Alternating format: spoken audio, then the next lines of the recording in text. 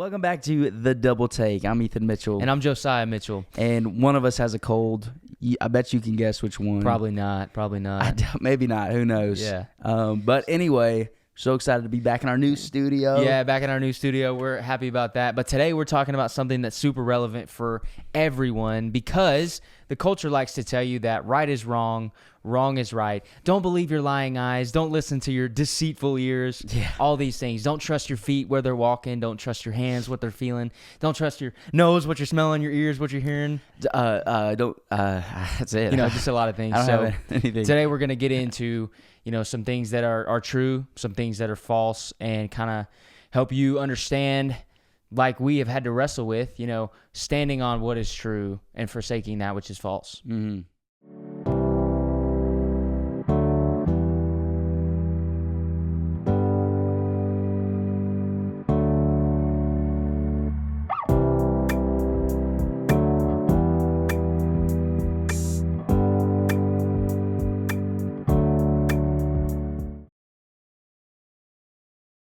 Before we begin, we're just going to give a big shout out to our boy Ryan. Yeah, Ryan, dude, what's up, bro? Ryan's our dog. He's been commenting like a fiend. Yeah, he's an absolute Keep it up, bro. stud. We appreciate you, Ryan. And seriously, sorry to hear about what you went through.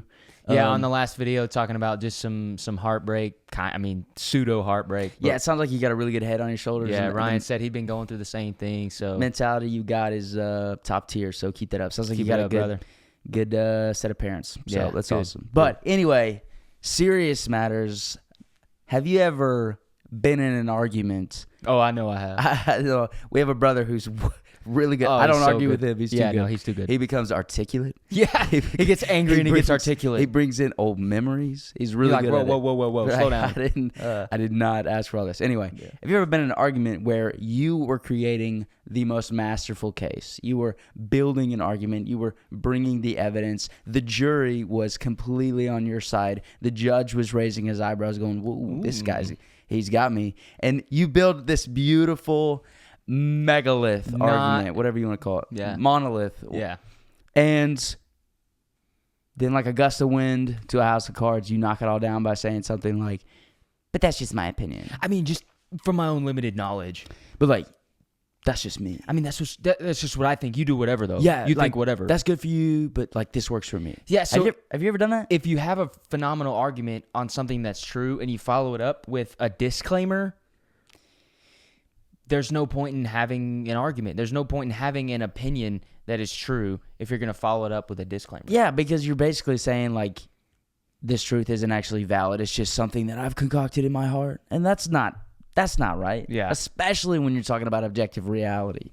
And I think we see that often. I've recently seen some videos of politicians on the right who have said things like, transgenderism is wrong. They said stuff that is pretty much objective reality at some level, but then they followed up with a statement like, but that's just my opinion.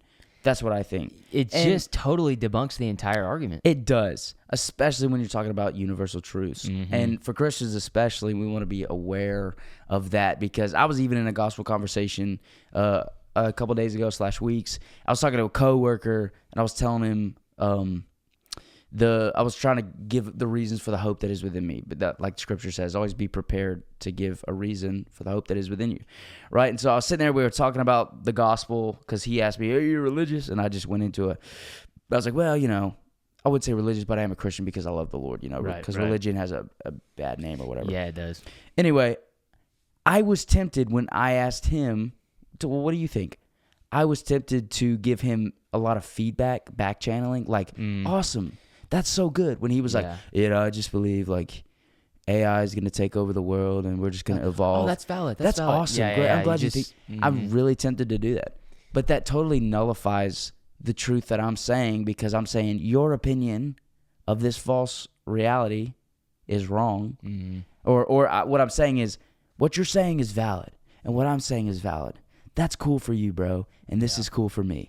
Yeah. And I'm losing my ministry. I'm losing my position because I'm giving assurances to him that what he's thinking is right. And I'm thinking to myself, what I'm thinking is right. So there's no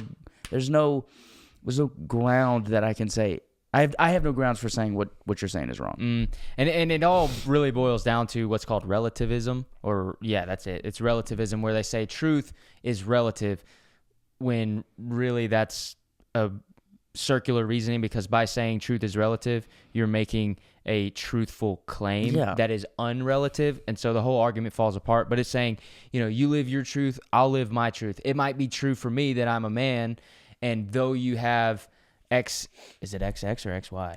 Pretty sure XX is girls. Whatever it is, though you have male chromosomes, but you think you're a woman, okay, that's your truth, that you're a woman. That is untrue. There is true and there is false. So let me paint you a picture.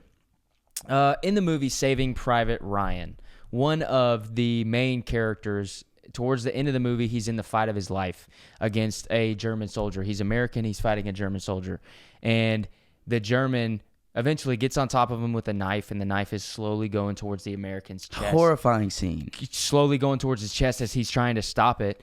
And right outside the door on the stairs is an American journalist / bookkeeper who was roped in, and he could hear the signs of struggle. He could hear his American brother in arms crying out for help, and yet he cowered. He cowarded, he froze, and he did not go help, and just allowed his American brother to be slaughtered.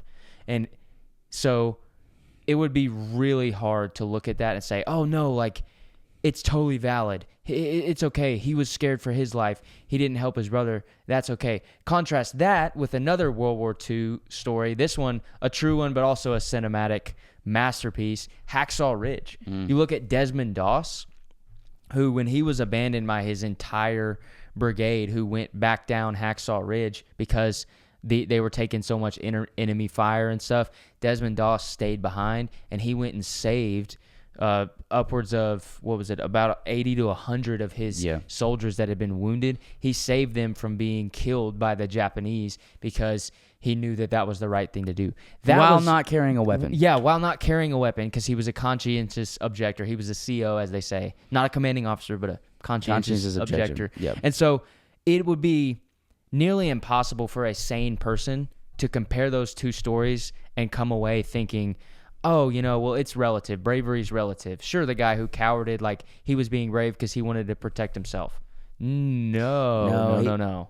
He was just a coward. He was yellow. He should not have done that. He should have stepped up and saved his brother in arms, his comrade.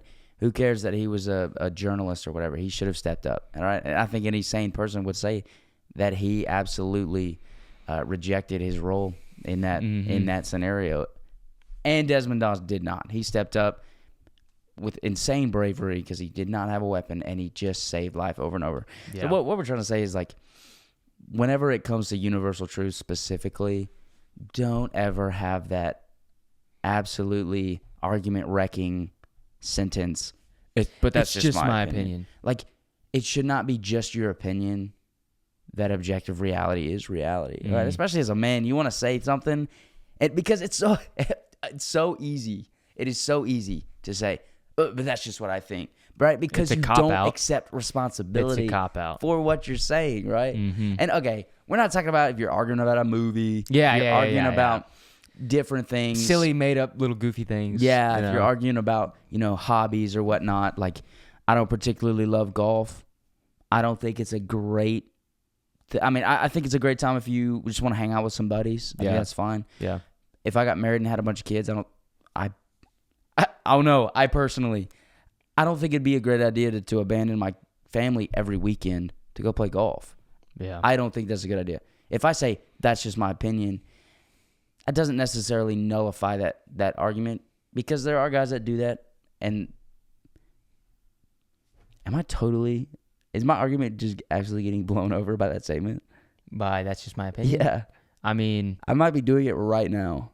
I think a little bit, but so in some cases, it is okay to say that's my opinion, because that is my opinion. Yeah, because it's not an objective truth. Because some guys can do that well. I don't think I would be able to do that well, because I would feel bad because I'm leaving my family. Yeah. For me, that'd be like, I want to get away from my family, so I'm gonna go play golf. Yeah. I think so. Here's an example of how saying, that's just my opinion, adding that disclaimer would be wrong. Saying, men and women have different roles. Men are created stronger, more agile, more athletic, able to have more stamina, and they are made by God to lead. Women are made in a softer way. They have rounder bones. They have less stamina, less muscle density, but they have an equally important role in society. They are given the gift of wombs to carry children. So they have very, very different roles than men. Oh, that's just my opinion, though. Yeah, no, that could be your opinion, but that is also lines up with reality, and so that needs to be. Now, obviously, I didn't flesh out everything in that argument, right? And there could be some things that there definitely are things that people would take offense at. Yeah, 100%. At women being contemporary. What's the word? Women being a complementarian. Yeah, that. Yeah. The complementarian is in men and women have different roles, and women shouldn't do all the things guys can do, like war, go to the front lines. Yeah. I don't think that's a good idea. Women it's can not do good. that physically, but it's just not. It's not good. There are a couple of very tricky things that come into play when that happens. Don't think that's a good thing, and that's not just my opinion. Yeah. That is reality. Yeah. Anyway, what we're saying is be confident about what you're saying. Yeah. All right. Golf, I'm not super confident about that argument, to be quite fair. Yeah. But again, there are some things you could say it's just my opinion because it's not do or die. That's not objective reality. It's not objective reality for me to say golf is not good, right? Because it is. It's fun for some people. It's enjoyable. Yeah, I mean, our best friend loves golf. He's super good at it. A couple of our best friends love golf. That's totally fun. I don't necessarily love golf. I feel like I'd be running away from my family. But that's, again, my opinion. Yeah. And so it is okay to say that, but not when it comes to things that really, really matter. And so what we're saying is be confident in what you're saying. Be confident in what you're saying. Stand up on it. Like, just hold yourself well. Don't have that cop out, because it really is cowardly to be like, this is the truth. but don't it's my opinion. Don't be scared to just say it like it is. Yeah. I mean, sure, you might be wrong. And if you are wrong, like, recognize it, acknowledge it. Change your opinion. Yeah, I think that's one thing that I have to do often is I'm like, I don't think so. And then my coworkers will be like, well, and I'll be like, I was totally wrong. Yeah. My bad. Yeah. No, I think I'm going to do this. And then someone adds a little tidbit of information about about that path. And you're like, psych. It's okay to be humble. It's okay. It's good. It's actually phenomenal. Way better to be humble, teachable. It's not just acceptable. Yeah. It's like, it's a good thing. You need it's to be encouraged. humble and teachable, but you also need to stand on the truth. And that's what we're trying to say. So, men, do that. Stand on the truth. Don't have the cop out. There are some things where it's okay for you to just have an opinion. Yeah, like golf. Yeah, like golf. But whenever you're stating things like objective reality and truth, especially about Jesus, when you're talking about God, don't say, that's just my opinion, because it is reality that he is good, he is kind, and he sent his son to die for us. And he did die, he was buried, and he did rise. Mm-hmm. For you, for me, for Ethan. Yeah! And we get to experience the joy of a relationship with him because he was killed on the cross for our sake. That's reality. Yeah. And anyway, I have a cold, but I think that's just my opinion. But that's not probably just your opinion. It probably is just my opinion. So, no, that's actually true. No, I think it's probably just my opinion. No, I think it's true. Anyway, guys, thanks for watching. Thanks for listening. Ryan, hope you enjoy the video. The fam too. Love you guys. And anyone who listens. Anyone subscribe. who listens. Hit us with a comment, man. Yeah, we'll give you a real. shout out, maybe. Yeah, man. We'll respond. We'll do our best. Anyway, we're the Double Take. I'm Ethan Mitchell. I'm Josiah Mitchell. Y'all take care. Have a great day, great life. Look to God. And as always, be good.